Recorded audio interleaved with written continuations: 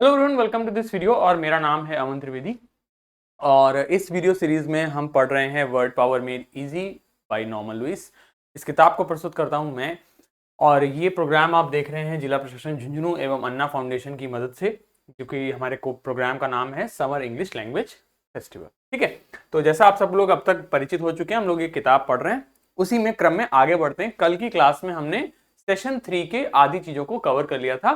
कुछ चीजें हमारी रह जाती हैं, तो उनको हम लोग आज के इस वीडियो में फॉरवर्ड करते हैं। ठीक है, आगे बढ़ते हैं। तो हमने पिछले वीडियो में हमने पढ़ लिया था आपका, मैंने आपको यहां तक बता दिया था। इसके आगे के शब्दों को हम जानेंगे। ठीक है, तो हमने पढ़ा था आपका सिनिस्टर। मैंने आपको बताया था, मैंने आपको कुछ चीजें बताई थी। मैंने आपको यह बताया था कि भाई देखो अंग्रेजी में क्या है।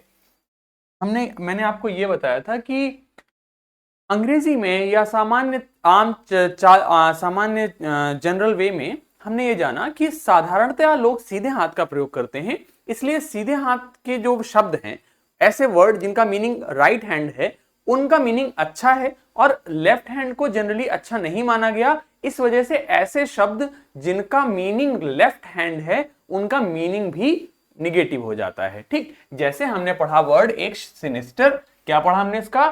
सिनिस्टर। और इसको याद करने का तरीका मैंने बताया था कि कहता था सिस्टर सिस्टर और निकला सिनिस्टर। ठीक, तो हमने आपको बताया था इविल और क्रिमिनल इसे हम कहते हैं, ये हमने देख लिया था। ठीक है, मोगैम्बो जैसे आपका मिस्टर इंडिया का ये कैरेक्टर हमने पढ़ लिया था। इसके बाद में मैंने आपको फ्रेंच वर्ड पढ़ाया था, जो कि था गॉश। ये एक फ्रेंच वर्ड है जिसे अंग्रेजी में एज इट इज ले लिया गया है। जैसे मैंने आपको जो पहली क्लास मैंने आप लोगों को बताई थी, जो सबसे पहली क्लास आप लोगों ने देखी थी, उसमें मैंने आपको ये बताया था कि अंग्रेजी भाषा में अलग अलग भाषाओं के शब्दों को शामिल किया गया है। तो ये आपके सामने एक परफेक्ट एग्जाम्पल है कि फ्रेंच भाषा का शब्द अंग्रेजी में लिया गया है, और इसको हम पढ़ते हैं गॉश। क्या पढ़ते हैं? गॉश। ठीक है, तो इसका मीनिंग क्या था? लेफ्ट हैंड, जिसका मतलब हो जाता है ऑकवर्ड या फिर क्लमजी। ऑकवर्ड या फिर क्लमजी। ऑकवर्ड मतलब अच्छे, विचित्र, अजीब, और क्लमजी मतलब हो जाता है कि किसी काम को जो ठीक से ना करे। मैंने वो आपको जॉनी लीवर का एग्जाम्पल दिया था, आपका बाजीगर फिल्म में जॉनी लीवर का कैरेक्टर जो है। ठीक, ओके। अब इसी में आगे गॉश में ERI लगाते हैं तो बन जाता है हमारा नाउन। यहां तक की बात हमने पिछले वीडियो में पढ़ ली थी। ठीक, अब जानते हैं गॉश हमने ये जान लिया था। ठीक, जैसे मोटू पतलू में मोटू का कैरेक्टर है, वो भी गड़बड़ करता रहता है, तो he can also be said gosh. दूसरा वर्ड जो हमें देखना था वो था गॉशरी। गॉशरी क्या है? नाउन है आपका ये भी। इसमें हमने क्या किया? गॉश में ERI लगा दिया। ठीक, जो हमारा उद्देश्य है इस कार्यक्रम का वो यही है कि हम आपको कुछ रूट वर्ड से परिचित करा सकें, आपको हम रूट वर्ड्स का ज्ञान दे सकें। ठीक है, रूट वर्ड्स अब तक सब लोग जान चुके हैं। शब्दों को तोड़ के एक शब्द निकालते हैं और उसी को रूट वर्ड कहते हैं। अब जैसे ये शब्द है गॉशरी, तो इसमें रूट वर्ड हमारा क्या है? गॉश। और गॉश का मीनिंग हमने क्या जाना? गॉश का मीनिंग हमने जाना लेफ्ट हैंड, यानी बायां हाथ। और बायां हाथ किसका प्रतीक है? विचित्रता का, अजीब होने का। बायां हाथ जो है वो किसका प्रतीक है? थोड़ा अजीब होने का, ऑकवर्ड होने का प्रतीक है। करेक्ट है। तो गॉशरी का मतलब हो जाता है ऑकवर्ड या फिर अनसोफिस्टिकेटेड। हमने क्या लिखा? अनसोफिस्टिकेटेड। सोफिस्टिकेटेड मतलब क्या होता है? सुसंस्कृत। सुसंस्कृत मतलब जैसे सोफिस्टिकेटेड क्या होता है? जैसे आपके सामने मैं आऊं और एकदम टाई वाई लगा के, सूट बूट करके, और आपसे बिल्कुल जेंटलमैन की तरह बात करूं, बिल्कुल आप करके बात कर रहा हूं आपसे, एकदम रिस्पेक्ट में, बहुत ही तरीके से, जिस तरीके से बात करनी चाहिए, एटिकेट्स के साथ में, मैनर्स के साथ में, संस्कारों के साथ में यदि मैं आपसे बात करूं, तो मैं व्यक्ति कहलाऊंगा he is a very sophisticated person. मतलब बिल्कुल संस्कार, शिष्टता के साथ में, संस्कारों के साथ में, तरीके से, एटिकेट्स के साथ में, कैसे ना, तमीज के साथ आपसे पेश आऊं, तो मैं सोफिस्टिकेटेड हो जाऊंगा। लेकिन ये सोफिस्टिकेटेड इसको कह देंगे। ठीक है, अब इसमें प्रीफिक्स लग गया आपका अन। इसमें आपका प्रीफिक्स लग गया अन, जिसका मतलब हो जाता है निगेटिव। तो मैंने सोफिस्टिकेटेड मतलब आपको क्या बताया? शिष्ट। ऐसा व्यक्ति जो बहुत शिष्टाचार है, जिसमें अच्छे से बात करता है, अच्छे से ड्रेसअप होता है, अच्छे से पेश आता है लोगों से। अनसोफिस्टिकेटेड इसका उल्टा, मतलब वो असभ्य है। ठीक है, तो ऑकवर्ड है, असभ्य है, अशिष्ट व्यवहार है, व्यवहारहीनता है, टैक्टलेस है और ऑकवर्ड है, मतलब अच्छे से कार्य नहीं करता है। फॉर एग्जाम्पल आई वॉज रेडिकल्ड, ये हमने क्या लिखा, आई वॉज रेडिकल्ड, इसको हमने लिखा आई वॉज रेडिकल्ड। रेडिकल्ड मतलब मजाक उड़ाना, रेडिकल्ड मतलब मजाक उड़ाना, ठीक है। हमने लिखा आई वॉज रिडिकल्ड, क्या लिखा, RIDICULED, रिडिकल्ड मतलब मेरा मजाक उड़ाया गया। क्यों, फॉर माई सार्टोरियल गॉस्ट्री, सार्टोरियल मतलब समझ लीजिए देखो किसी भी शब्द में IEAL लगे, IEAL तो ये हो जाता है हमारा एडजेक्टिव, ठीक है। तो सार्टोरियल गॉस्ट्री, सार्टोरियल मतलब रिलेटेड टू टेलरिंग क्लोथ्स और स्टाइल ऑफ ड्रेसिंग, मतलब आपके कपड़े पहनने के ढंग। सार्टोरियल मतलब क्या हो गया, इसको हम बोलेंगे, आर हो जाएगा साइलेंट हमारा, इसको बोलेंगे सार्टोरियल। क्या बोलेंगे, सार्टोरियल। क्या बोलेंगे, मेरे साथ बोलिए, सार्टोरियल, सार्टोरियल, सार्टोरियल, सार्टोरियल। क्या बोलेंगे, सार्टोरियल। क्या बोलेंगे, सार्टोरियल, ठीक है। इसको क्या बोलेंगे, गॉस्ट्री, गॉस्ट्री, ठीक है, गॉस्ट्री। तो आई वॉज रिडिकल्ड यानी मेरा मजाक उड़ाया गया, किस लिए, मेरे सार्टोरियल गॉस्ट्री के लिए। सार्टोरियल मतलब मेरे कपड़े पहनने के ढंग की वजह से। कपड़े पहनने का ढंग मेरा कैसा था, अशिष्ट था, अच्छा नहीं था। सो आई वॉज रिडिकल्ड, मेरा मजाक बनाया गया, फॉर माई सार्टोरियल गॉस्ट्री, मेरे कपड़े पहनने के ढंग की वजह से, ठीक है, क्लियर। चलो वेरी गुड। तो हमने दो वर्ड सीख लिए, एक हमने सीखा गॉश, ठीक है, एक हमने सीखा गॉश,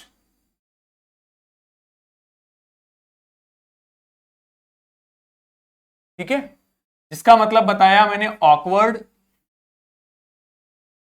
ठीक है, जो अच्छे से कार्य नहीं करता। और अगर इसी में हम RIE लगा दें, अगर इसी में हम RIE लगा दें तो ये बन जाता है noun,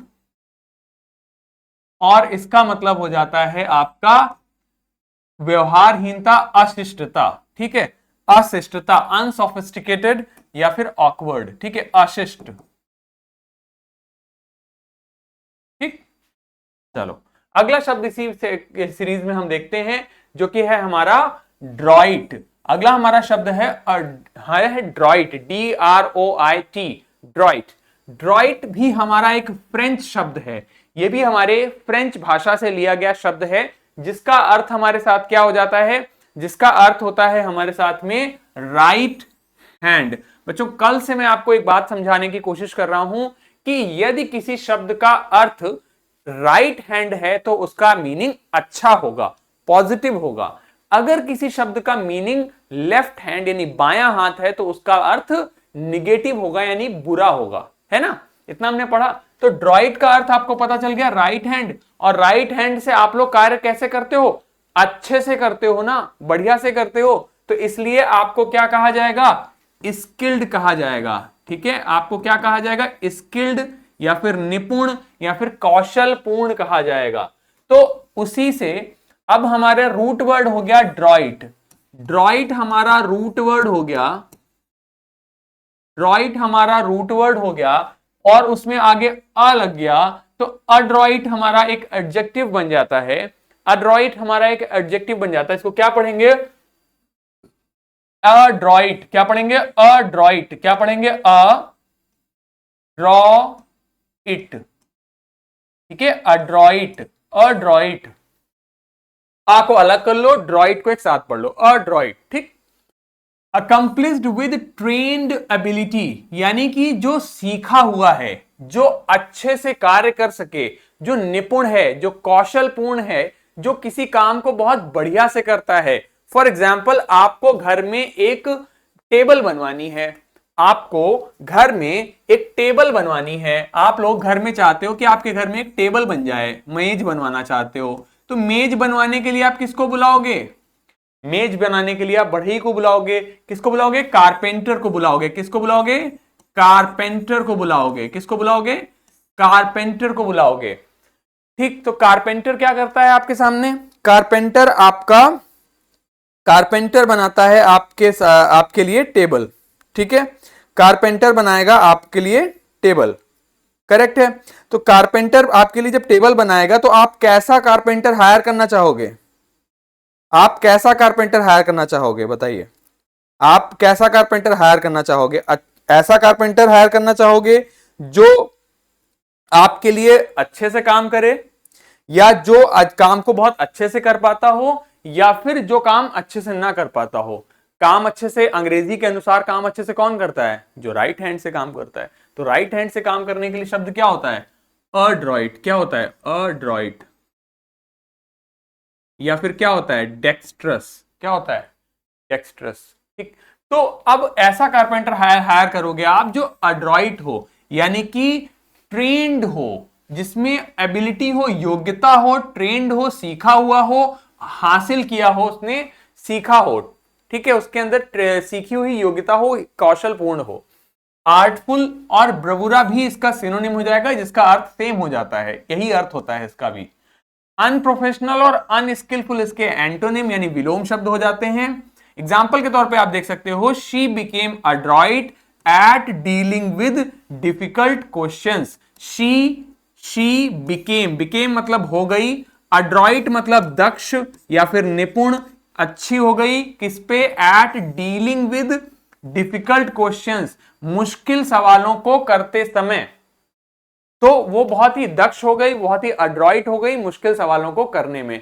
so you guys will also become adroit in English. आप भी जब ये कोर्स खत्म होगा तो आपके अंग्रेजी के ज्ञान में बढ़ोतरी होगी और आप लोग भी इस पे अड्रॉइट हो जाओगे, दक्ष हो जाओगे। ठीक। अब इसी में देखो NESS लगा देते हैं तो ये नाउन बन जाता है।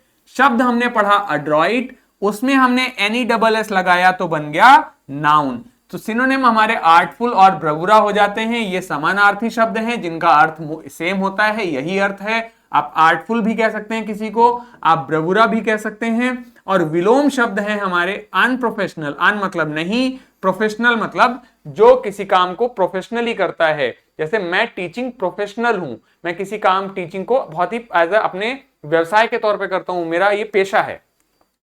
अन मतलब नहीं, स्किलफुल मतलब हो गया जिसमें कौशल है, जिसमें कौशल नहीं है, तो वो इसके एंटोनिम हो जाएंगे। और इसके एंटोनिम क्या हो जाएंगे? हमने अभी पढ़ा था गॉश या फिर सिनिस्टर भी इसके एंटोनिम हो सकते हैं। ठीक है, ये बात शब्द याद रखेंगे, अड्रॉइट। ओके, तो हमने जो शब्द पढ़े हैं उसमें हम एक और शब्द ऐड कर लेंगे। हमारा क्या पढ़ा हमने पढ़ा है अभी आपका अड्रॉइट। ठीक है, चलिए आगे बढ़ते हैं।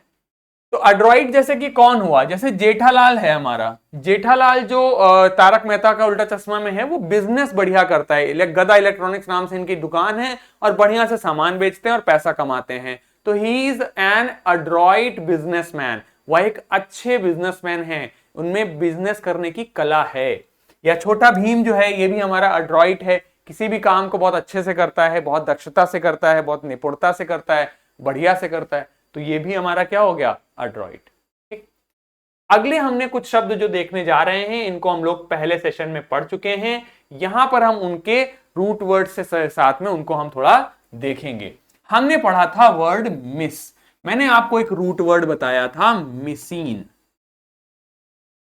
यही हमारा छोटा होके मिस बन जाता है और जिसका मतलब होता है हेट या फिर घृणा। ठीक है, किसी से घृणा करना या हेट करना। और दूसरा शब्द हुआ हमारा एंथ्रोप। एंथ्रोप कहते हैं हम मैनकाइंड को। ठीक है, मानवता को, मनुष्य को। ठीक। तो अब आपके सामने लिखा हुआ है मिस एंथ्रोप। तो मिस एंथ्रोप किसे कहेंगे? वह व्यक्ति जो मनुष्य से घृणा करता है। One who does not like main या और ह्यूमन बींग्स। मेन नहीं, human beings, not main. Main तो फिर एक जेंडर की तरफ हो गया, एक विशेष लिंग विशेष की बात हो गई। नहीं, मिस एंथ्रोप हो गया जो मनुष्यों से घृणा करता है।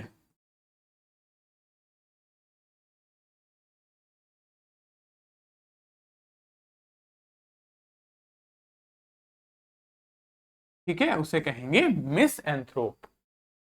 अगला शब्द में हमारे फिर आया मिस और आ गया गैमिस्ट। तो मैंने आपको बताया था गैमिस्ट का रूट वर्ड है गैमस, और गैमस का मतलब होता है शादी।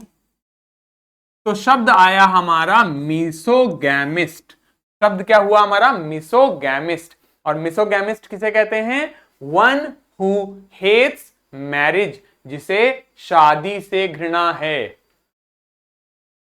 अगला हमने देखा मिसोगाइनिस्ट, इसको पढ़ते हैं गाइनिस्ट, ठीक है। आईएसटी किसी में लगता है तो वह क्या होता है? पहले सेशन में हमने पढ़ा था, अगर किसी शब्द में आईएसटी लगता है तो वो क्या बनता है? वो बनता है नाउन। और नाउन में भी कौन सी नाउन? Common noun. क्यों बनता है? क्योंकि इसका मतलब हो जाता है एक्सपर्ट एट समथिंग, वह व्यक्ति जो किसी चीज में एक्सपर्ट है, ठीक है। तो गाइनिस्ट, अब इसको पढ़ेंगे क्या? जब इसको अलग से पढ़ते हैं तो इसका अर्थ गाइनिस्ट पढ़ते हैं, लेकिन जब इसके साथ पढ़ेंगे तो इसको पढ़ेंगे मिसोजिनिस्ट। क्या पढ़ेंगे? मिसोजिनिस्ट। क्या पढ़ेंगे? मिसोजिनिस्ट। इसको जी पढ़ेंगे, जी, जा वाला जी, मिसोजिनिस्ट, ठीक है, मिसोजिनिस्ट। और मिसोजिनिस्ट किसे कहते हैं? गाइनी मतलब होता है वेमेन या फिर महिलाएं, तो मिसोजिनिस्ट उसे कहते हैं जो महिलाओं से घृणा करता है, जो एज एन इन जनरल महिलाओं की प्रोग्रेस से, महिलाओं के आगे बढ़ने से, महिलाओं के काम करने से, सब चीजों से घृणा करता है, उसे कहते हैं मिसोजिनिस्ट, ठीक है। तो वर्ड हुआ हमारा मिसएंथ्रोप। मिसएंथ्रोप जैसे कि ये आपका मोटू पतलू का जो कैरेक्टर है, मनुष्यों से घृणा कर रहा है, लोगों को मार रहा है, पीट रहा है, तो उसे मिसएंथ्रोप कह देंगे, ठीक है। और जैसे मान लो मैंने कहा कि अगर एक हाइपोथेटिकल सिचुएशन मैंने आपको बताई थी कि अगर मोटू पतलू महिलाओं की बढ़ोतरी की, महिलाओं की तरक्की का, महिलाओं की आजादी का विरोध करने लगे तो इन्हें हम मिसोजिनिस्ट कहेंगे। क्या कहेंगे? मिसोजिनिस्ट, ठीक। और जैसे हमारे सलमान भाई हैं, वो शादी नहीं करना चाहते, तो इन्हें हम क्या कह सकते हैं? मिसोगैमिस्ट, मिसोगैमिस्ट, ठीक है, मिसोगैमिस्ट। क्यों? क्योंकि ये शादी से घृणा कर रहे हैं, मान लेते हैं ऐसा, ठीक है। तो एक बारी रूट वर्ड्स देख लेते हैं जरा। रूट वर्ड है हमारा एंथ्रोपोज। रूट वर्ड हमारा क्या है? एंथ्रोपोज। एंथ्रोपोज का मतलब होता है मैनकाइंड या फिर मनुष्य, ठीक है। मनुष्य मतलब वैसे होता है ह्यूमन, मनुष्य को अंग्रेजी में कहेंगे ह्यूमन। मैनकाइंड मतलब मनुष्य की पूरी प्रजाति की बात हो रही है, मनुष्यों की बात होती है। अब देखो एक बात ध्यान से समझो, यदि किसी शब्द में लॉजी लगता है, देखो अभी हमने क्या पढ़ा था? अभी हमने पढ़ा था मिस एंथ्रोपिस्ट, पढ़ा था। आईएसटी लगा तो कॉमन नाउन हो गया, मतलब एक्सपर्ट हो गया। मिस मतलब हेट, घृणा करना, और एंथ्रोप मतलब मैनकाइंड, तो जो मनुष्यों से घृणा कर रहा है उसे कह दिया मिसएंथ्रोपिस्ट। यदि किसी शब्द में लॉजी लगता है तो वो नाउन तो बनता ही है, साथ ही साथ उसका अर्थ हो जाता है की पढ़ाई। क्या अर्थ हो जाता है? की पढ़ाई, ठीक है। जिस भी शब्द के आगे लगा है उसकी पढ़ाई, स्टडी ऑफ, क्या कह देंगे? स्टडी ऑफ, ठीक। अब देखो हमने क्या लिखा? एंथ्रोपोलॉजी, एंथ्रोपोलॉजी, इसको पढ़ेंगे एंथ्रोपोलॉजी, ए एन को एन, ये हो गया थ्रो, पियोपोलॉजी, एंथ्रोपोलॉजी। क्या पढ़ेंगे? एंथ्रोपोलॉजी। एंथ्रोपोलॉजी क्या होता है? Study of development of human race, मानव सभ्यता के विकास की पढ़ाई। स्टडी ऑफ मतलब पढ़ाई, डेवलपमेंट मतलब विकास, ऑफ का मतलब होता है की, ह्यूमन मतलब मानव, रेस मतलब पूरी मानव जाति। तो अब मतलब क्या हो गया? मानव जाति के विकास की पढ़ाई। मानव जाति के विकास की पढ़ाई को क्या कहते हैं?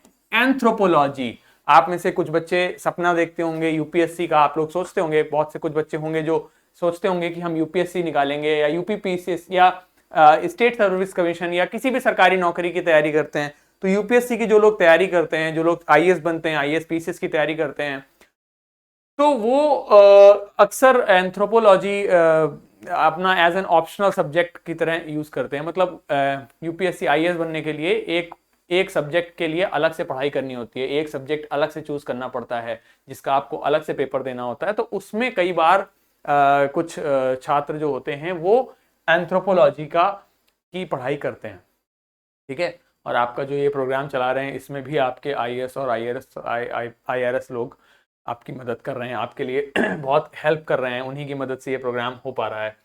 और हमारे प्रशासन में भी आईएएस हैं जिनकी मदद से प्रोग्राम हो रहा है।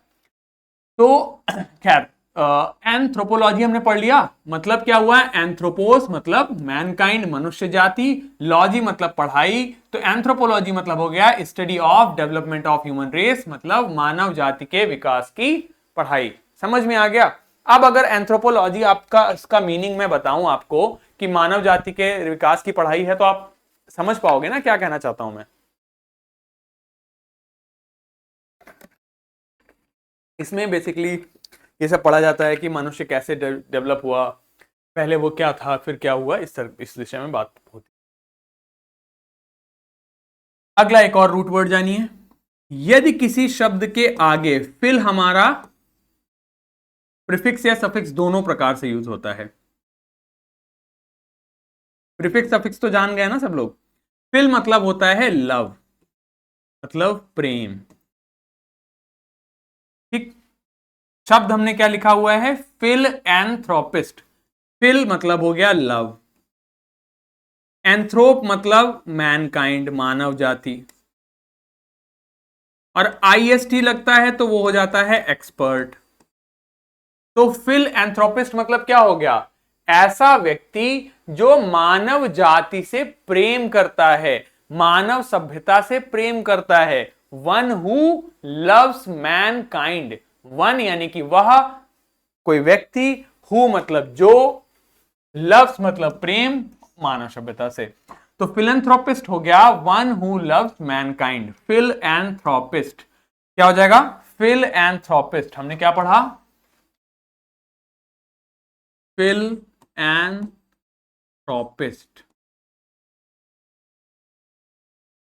ठीक है। अब ध्यान से समझो, ऐसा व्यक्ति जो मानव सभ्यता से प्रेम करता है वो कौन होगा? वह आपकी मदद करेगा, आपकी पढ़ाई में मदद करेगा, आपकी शिक्षा में मदद करेगा, आपकी स्वास्थ्य में मदद करेगा, आपकी हर संभव मदद करेगा आपको आगे बढ़ने में।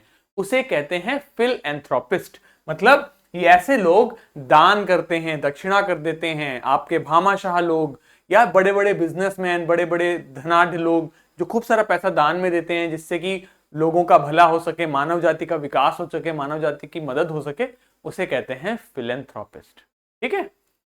एग्जाम्पल के तौर पे देखिए, ये तो कर चुके थे हम, हटा दो, पढ़ चुके हैं हम लोग, ठीक है, ये भी हटा दो, ठीक। इतनी बात समझ आ गई? आगे बढ़ते हैं। अब देखो, रूट वर्ड है हमारा गायनी, मतलब हमने क्या बताया? वेमेन, ठीक। तो शब्द आया हमारा गायनीकोलॉजिस्ट। आईएसटी लगता है तो क्या होता है? एक्सपर्ट। गायनी इसमें लगा हुआ है तो इसका मतलब क्या हुआ? वेमेन, यानी कि महिलाओं के संबंध में एक्सपर्ट, यानी कि महिलाओं से संबंधित बीमारियों में एक्सपर्ट। और ऐसे व्यक्ति कौन होगा? डॉक्टर। तो गायनेकोलॉजिस्ट वह मेडिकल चिकित्सा स्पेशलिस्ट यानी विशेषज्ञ, वह इस विशेषज्ञ जो फीमेल यानी महिलाओं की समस्याओं को, डिसऑर्डर मतलब समस्याओं को सॉल्व करता है, ट्रीट करता है, इलाज करता है। स्पेशलिस्ट मतलब होता है विशेषज्ञ, जो किसी चीज में विशेषज्ञ है, ठीक है। तो गायनेकोलॉजिस्ट क्या हो गया? वह medical specialist who treats female disorders. अगर हम इसमें आईएसटी हटा के लॉजी लगा दें तो लॉजी मतलब मैंने क्या बताया था? पढ़ाई। गायनेको मतलब महिलाओं से संबंधित, तो गायनेकोलॉजी क्या हो गया? Study of women disorder, female disorders, यानी कि महिलाओं की बीमारियों से संबंधित पढ़ाई। समझ आ गई बात? अब आप लोग शब्द बनाना सीख रहे हो थोड़ा थोड़ा। देखो लॉजी लगा यहां पर, गायनो आपको पता है महिलाएं, लॉजी मतलब पढ़ाई, तो गायनेकोलॉजी क्या हो गया? महिलाओं से संबंधित पढ़ाई। तो बोलेंगे क्या, गायनेकोलॉजी। ध्यान दीजिए, जब ये गाइनो जी वर्ड शुरुआत में आएगा तो गायनेकोलॉजी बोलेंगे, और यही जी वर्ड जब बीच में आता है तो मिसोजिनिस्ट बोल देते हैं। ठीक है, अगला शब्द हमारा है गैमोस। अगला शब्द हमारा है गैमोस। गैमोस मतलब होता है मैरिज या फिर शादी। गैमोस मतलब होता है मैरिज या फिर शादी। ठीक, सब लोग खुश होंगे इस पे तो, है ना, सबको ही करनी है एक ना एक दिन। तो देखो, कुछ प्रीफिक्स हैं हमारे, जैसे मोनो। मोनो का मतलब हो गया एक। बाई, बाई का मतलब हो गया दो। पॉली, पॉली का मतलब हो गया मैनी, ढेर सारे, कई सारे। ठीक, अब इसी को गैमोस के आगे लगाते चले जाओ और शब्द बनाते चले जाओ। देखो जरा, हमने लिखा मोनो गैमी। गैमी मतलब शादी, मोनो मतलब एक, तो मोनोगैमी क्या हो गया, द प्रैक्टिस, यानी कि प्रैक्टिस का मतलब हो गया कि कोई चीज जैसे जो प्रैक्टिस की जाती है, मतलब एक प्रकार की प्रथा। ठीक है, ऑफ बीइंग मैरिड यानी शादी होना एक व्यक्ति से एक समय पर, एट अ टाइम मतलब एक समय पर, वन पर्सन मतलब एक व्यक्ति। तो मोनोगैमी हो गया एक समय पर एक व्यक्ति से शादी होने को कहते हैं मोनोगैमी। ठीक, अगला है बाई गैमी। बाई मतलब हो गया दो, गैमी मतलब हो गया शादी। तो बाई गैमी क्या हो गया, the practice of being married to two persons at a time, एक समय पर दो लोगों से शादी। तो वो हो गया बाईगैमी। मोनोगैमी एक व्यक्ति से शादी, क्योंकि मोनो का मतलब होता है एक, बाई का मतलब होता है दो, तो बाईगैमी क्या हो गया, दो लोगों से शादी एक समय पर। और फिर हमने पॉली लगा दिया, तो पॉली का मतलब मैंने क्या बताया अभी, ढेर सारे। तो गैमी मतलब क्या हो गया, the practice of having more than one husband और wife at a time. Practice यानी प्रथा, हैविंग मतलब होना, मोर यानी अधिक, देन मतलब से अधिक, हस्बैंड यानी आपके पति या फिर पत्नी एक समय पर, यानी कि एक समय पर एक से अधिक पति या फिर पत्नी होने की प्रथा को पॉलीगैमी कहा गया।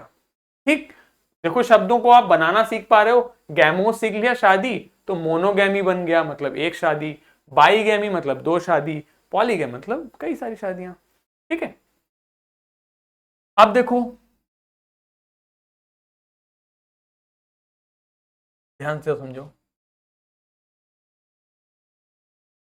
पॉलीगैमी आपको समझा दिया। ठीक है, पॉलीगाइनी, देखो अगर हम पॉलीगाइनी की बात करें और पॉलीगाइनी लिख लीजिए, तो गाइनी मतलब क्या हुआ, वेमेन।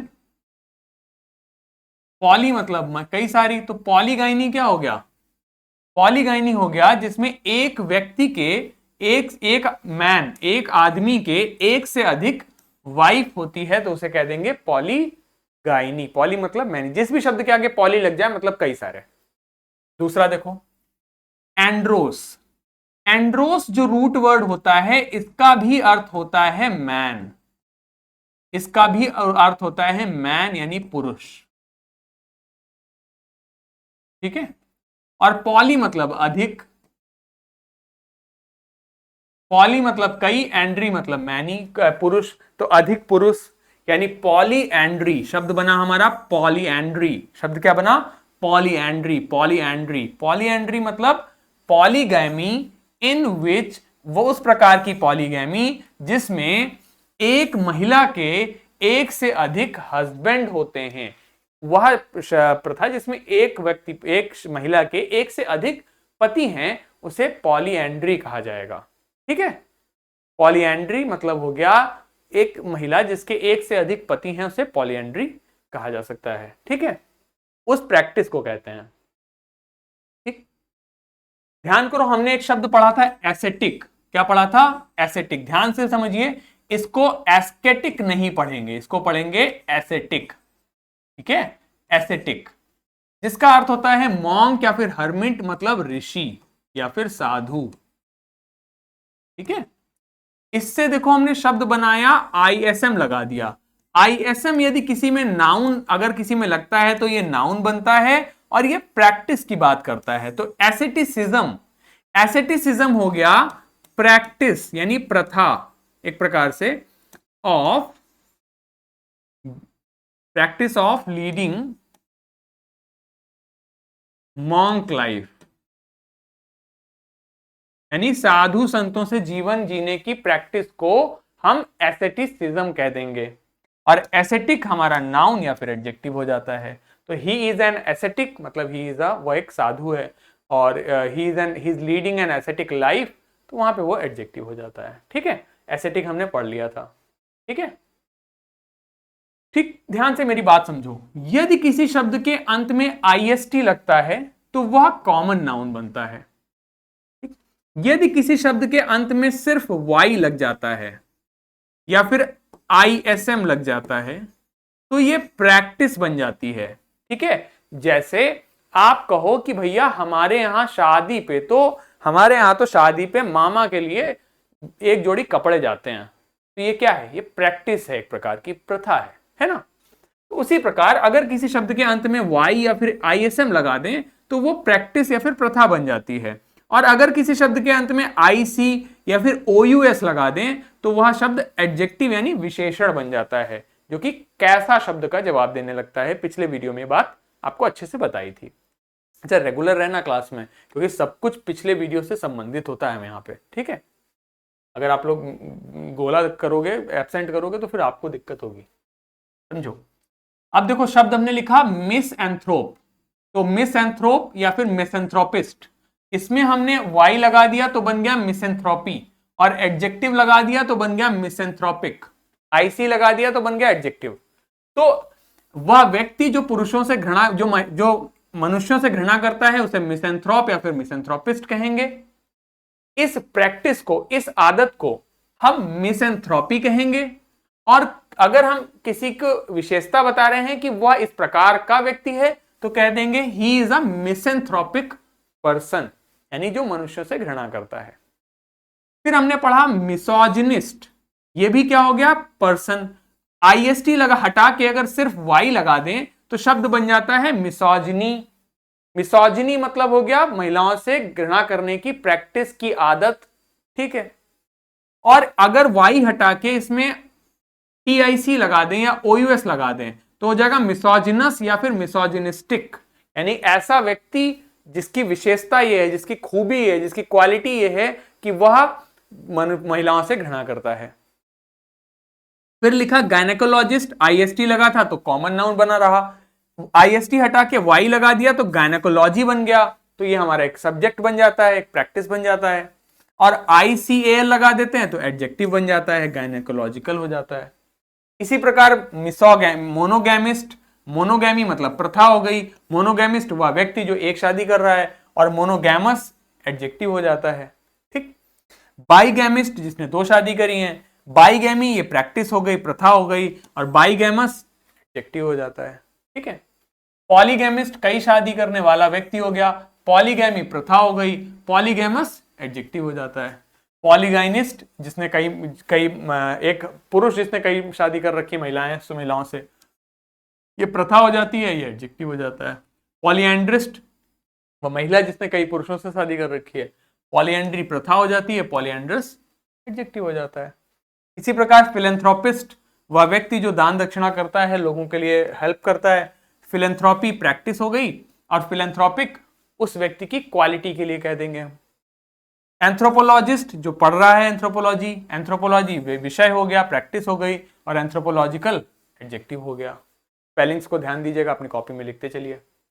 ठीक है, बात समझ में आ गई यहां तक, हमने जो जो पढ़ा आज के इस क्लास में अपने। ठीक, चलिए अब हम लोग पिछले वीडियो में हमने जहां तक पढ़ लिया था उसके आगे कुछ एक पैराग्राफ पढ़ेंगे। जहां तक हमने पढ़ रखा था, हमने यहां तक पढ़ रखा था आपका यहां तक।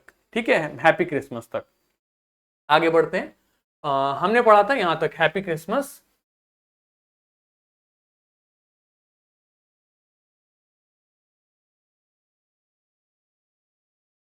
हाँ यहां तक हमने पूरा पढ़ लिया था।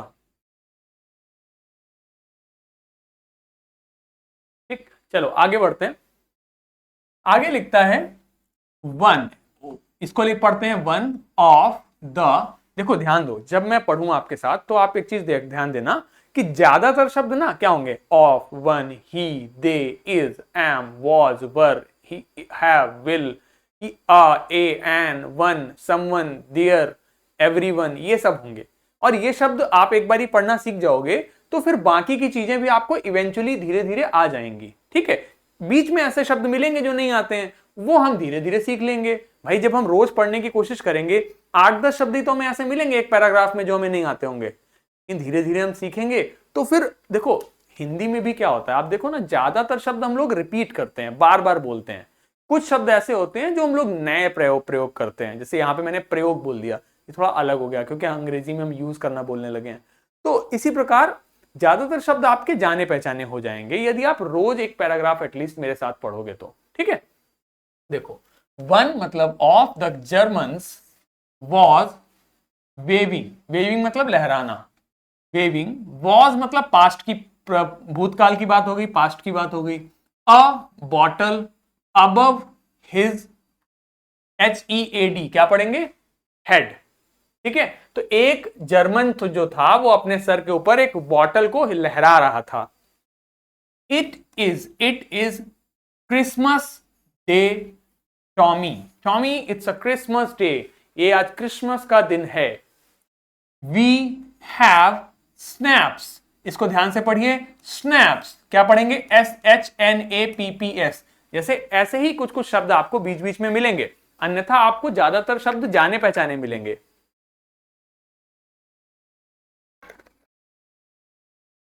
ठीक है, क्या पढ़ेंगे, स्नैप्स, स्नैप्स ये क्या होती है, जर्मन ड्रिंक होती है जो कि बनाई जाती है बाली से, मतलब अनाज से।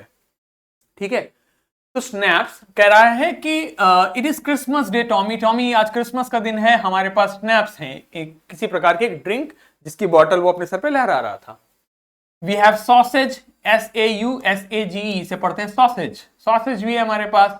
वी मीट यू, यस हम तुम्हें मिले हैं, yes. By this time there were dozens, there were dozens, इसको पढ़ेंगे डजन्स, डजन्स मतलब वही दर्जन वाले को ही अंग्रेजी में डजन्स कहते हैं।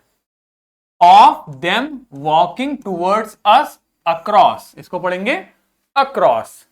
No man's land, LAND land, and not a rifle, RIFLE rifle, इसको क्या पढ़ेंगे, बिटवीन, क्या पढ़ेंगे, बिटवीन, इसको क्या पढ़ेंगे, देम। मतलब फिर हमने देखा कि बहुत सारे लोग हमारी तरफ वॉक कर रहे हैं और उनमें से किसी के पास भी राइफल नहीं है।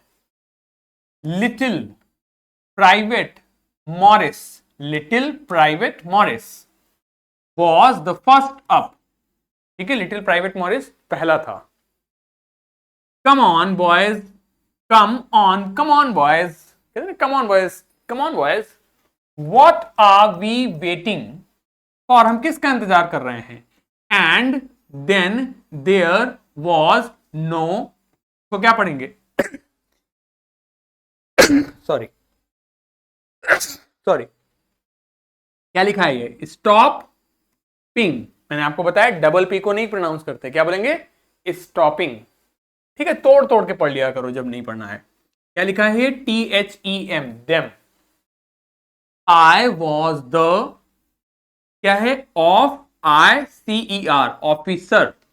ठीक है, I should have stopped them there and then I suppose, but the truth is that it never even, ये क्या लिखा है, देखो इसको 2-3 तरीकों से ही पढ़ पाओगे। ओ को तो ओ ही बोलोगे, सी को ज्यादा से ज्यादा तुम सा बोल दोगे, असर्ड कह सकते हो, लेकिन असर्ड नहीं बोलेंगे, क्या बोलेंगे, अकर्ड, अकर्ड।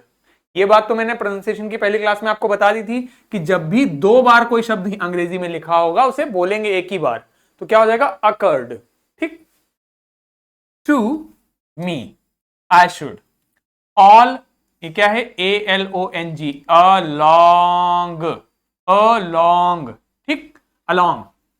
ये क्या हो गया, their line and ours I could see men walking SLOWLY slowly, TO मतलब टू, WAR मतलब war, does towards, one, an मतलब एन, अदर को अदर पढ़ते हैं तो अनदर, GREY ग्रे, ये क्या हो जाएगा, COATS कोट्स, खाकी कोट्स, MEETING क्या हो गया, मीटिंग, मीटिंग, इन द, अब क्या लिखा है, MIDDLE तो डी हो गया dull, middle middle middle, and I was one of them, I was part of this, in the middle of the war we were making peace, MAKING